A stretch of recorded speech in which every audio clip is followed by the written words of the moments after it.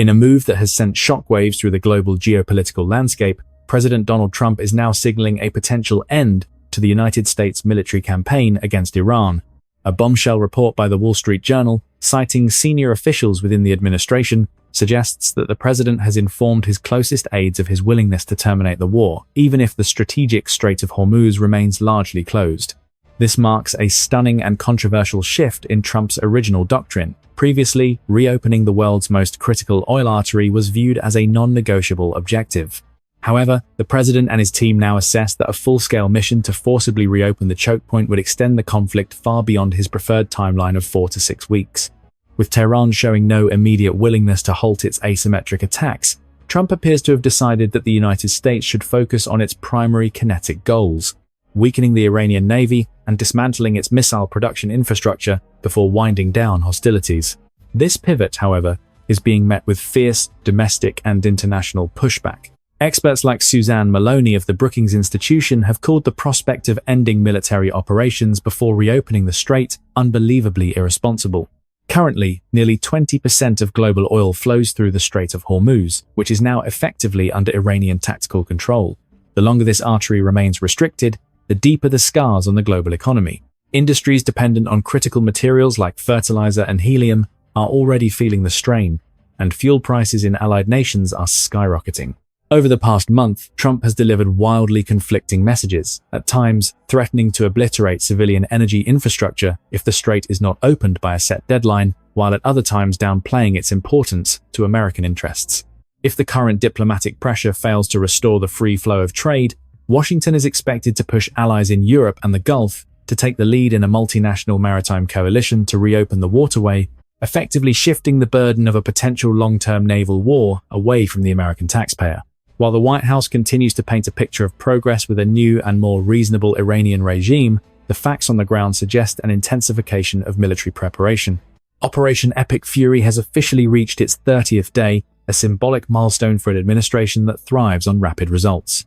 Despite the talk of peace, the USS Tripoli and the 31st Marine Expeditionary Unit have entered the Arabian Sea, and elite elements of the 82nd Airborne Division have been ordered to deploy to the region. Furthermore, reports suggest the administration is considering the deployment of an additional 10,000 ground troops. This creates a massive disconnect between the president's rhetoric of ending the war and the Pentagon's actions in creating maximum optionality for the commander-in-chief. Press Secretary Caroline Leavitt has been forced to navigate this minefield, refusing to rule out boots on the ground while maintaining that the president remains committed to his original 30-day objectives. This dual-track strategy, talking peace while moving thousands of Navy SEALs and Army Rangers into position, is designed to keep Tehran off balance.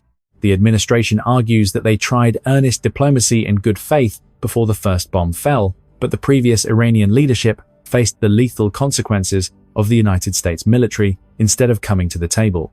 Now, with hundreds of special operations forces in the region, the US is positioning itself for high-risk surgical strikes, including the potential seizure of nearly 1,000 pounds of enriched uranium buried in the tunnels of Isfahan.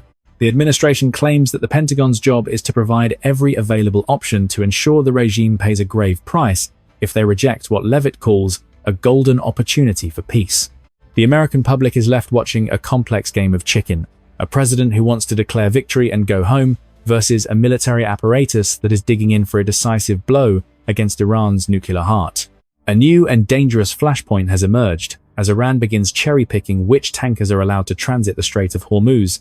In an effort to assert sovereignty, Tehran is contemplating a system of heavy transit tolls on vessels entering the Gulf.